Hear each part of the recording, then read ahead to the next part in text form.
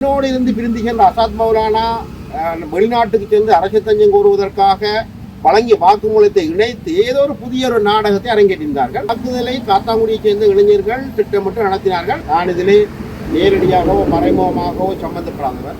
நீங்கள் இந்த மக்களை ஏமாற்றி அரசியல் பிழைப்பு நடத்துகிற ஒரு கூட்டம் அடிப்படை நீங்கள் இப்போதைக்கு அரசாங்கத்தால் பார்லமெண்டை பயன்படுத்தி சணல் போகலே கடந்த காலங்களிலே யுத்த குற்றம் சம்பந்தமாக வந்த அந்த ஆவணப்படத்தை மீண்டும் விசாரிக்க வைக்க முடியுமா இருந்தால் முதுகலும் அதை செய்யுங்கள். நான் ஒரு ஆயுத பாடத்தில் இருந்தேன் என்பதற்காக என்ன மீது கரை சாத்துவதற்காக என்னுடைய பெயரை அசிங்கப்படுத்துவதற்காக என்னுடைய அரசியலை இல்லாமல் செய்வதற்காக அரசாங்கமும் சிலரும் செயல்பட்டார்கள். அவர்கள் ஐஎஸ் ஆதரவாளர்கள், இஸ்லாமிய தீவிரவாத அமைப்புகளை பிரதிநிதிப்படுத்தினார். அதை அவர்களே ஏற்றுக்கொண்டார்கள். உண்மையிலேயே இந்த ஈஸ்டர் தாக்குதல் சம்பந்தமாக உங்களுக்கு தெரியும், அண்மையிலே அமெரிக்காவிலே உங்களுக்கு தெரியும், உலகத்திலே உச்ச பாதுகாப்பு கட்டமைப்பை புலனாய்வுக்கு அதிகமான நிதியை செலவழிக்கிற நாட்டிலேயே ஐஎஸ் தீவிரவாதிகளுடைய ஆதரவாளர்கள் தாக்குதல் நடத்தியிருக்கிறார். அதே போன்றுதான் எங்களுடைய நாட்டிலேயும் ஈஸ்டர் தாக்குதல் இடம்பெற்றது. அந்த தாக்குதலை காத்தாங்குடியைச் சேர்ந்த இளைஞர்கள் திட்டமிட்டு நடத்தினார்கள். அவர்கள் ஐஎஸ் ஆதரவாளர்கள், இஸ்லாமிய தீவிரவாத அமைப்புகளை பிரதிநிதிப்படுத்தினார். அதை அவர்களே ஏற்றுக்கொண்டார்கள். அந்த சஹ்ரான் காசிம் என்பவர் நான் இந்த மதத்துக்காக மரணிப்பதாகவும் அல்லாவின் கொள்கையை பின்பற்றி மரணிக்கிறது காரணமாக சொர்க்கத்துக்கு செல்வதாகவும் காபிர்களுடைய காசோ பணமோ ஒத்துழைப்போ இல்லை என்று வாக்குமூலம் கொடுத்துள்ளார். இதை அறியாமல் இப்பொழுது வந்திருக்கிற அரசாங்கம், குறிப்பாக புதிய ஜனாதிபதி அவர்கள் கிறிஸ்தவ மக்களுக்கு கொடுத்த வாக்குறுதி அல்ல அவரிடமிருந்து கொண்ட வாக்குகளை மையமாக கொண்டு இதை என்னோடு இருந்து பிரிந்து சென்ற அசாத் மௌலானா வெளிநாட்டுக்கு சென்று அரசு தஞ்சம் கோருவதற்காக வழங்கிய வாக்குமூலத்தை இணைத்து ஏதோ ஒரு புதிய ஒரு நாடகத்தை அரங்கேற்றிருந்தார்கள்.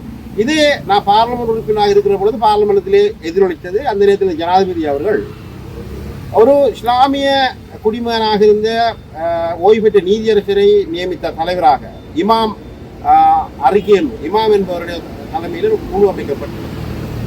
அந்த குழுவுடைய பரிந்துரை மிக தெளிவாக சொன்னது, இது பிள்ளையானுக்கோ இனியருக்கோ சம்பந்தம் இல்லாத விடயம் என்பதனை வழியாக ஓடிட்டு காட்டியது. இருந்தாலும் புதிய அரசாங்கம் அதை குற்றப்புலனாய்வு திணைக்களத்தில் புதிதாக விசாரிக்க கொடுத்து நான் விசாரணையில் ஒத்துழைப்பு வழங்கினேன், வாக்குமூலம் வழங்கியிருக்கிறேன். அந்த வாக்குமூலத்தை என்ன செய்வார் எனக்கு தெரியாது. அதை வைத்து என்னை நாட்டை விட்டு தப்பிச்சல் அடிப்படையில் பாஸ்போர்ட்டை கூட பிளாக் பண்ணி வைக்கிறேன். நான் தெளிவாக சொல்லுகிறேன் மக்களுக்கு, நான் இதிலே நேரடியாகவோ மறைமுகமாகவோ சம்பந்தப்படாதவர்.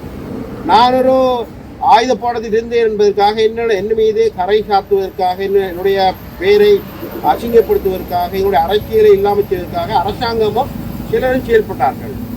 குறிப்பாக தமிழிசை கட்சி பார்லமெண்ட் உறுப்பினர்கள் சாணக்கியன் அவர்களும் புதிதாக வந்திருக்கிற 2 எம்பிமார் பேரமான ஸ்ரீநாத் அவர்களும் ஸ்ரீநேசன் அவர்களும் அதை பற்றி பேசினார்கள்.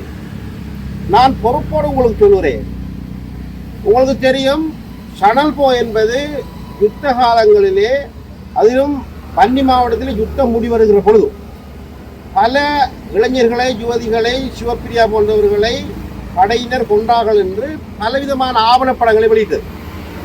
அது ஐநாவிலே வெளியிட்டது. இப்படித்தான் சணல் போ எங்களுக்கு உதயமாகியது. அதை அப்போது இந்த அரசாங்கம் அதை விசாரிக்கவில்லை, கண்டுகொள்ளவில்லை, அது போலி என்று மறைத்து விட்டது.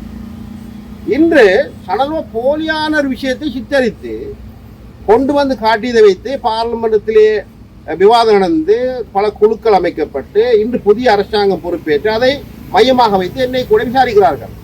நீங்கள் இந்த மக்களை ஏமாற்றி அரசியல் பிழைப்பு நடத்துகிற ஒரு கூட்டம் அடிப்படையில் நீங்கள் இப்போதைக்கு அரசாங்கத்தால் பார்லிமெண்டை பயன்படுத்தி சணல் போகலே கடந்த காலங்களிலே யுத்த குற்றம் சம்பந்தமாக வந்த அந்த ஆவணப்படத்தை மீண்டும் விசாரிக்க வைக்க முடியுமா இருந்தால் முதுகலும் அதை செய்யுங்கள். மக்களை ஏமாற்றி வாக்கு பிச்சை கேட்டு இன்னமும் ஏதோ பெற்று தருவோம் என்று ஏமாற்றி இந்த மக்களை நடுத்தருவிலை விட்டுவிட்டு பார்லமெண்ட் உறுப்பினர்களுக்கு இருக்கிற அதிகாரம் என்னவென்று தெரியாமல் இருக்கிற நீங்கள் இவற்றை செய்ய வேண்டும் என்பது. ஆகையால் நான் இந்த மக்களுக்காக, மண்ணுக்காக, பொதுவாக மக்கள் சேவை செய்ய வந்த ஒரு அரசியல்வாதி, என்னால் முடிந்தவரை இந்த மக்கள் செய்து காட்டியிருந்தேன்.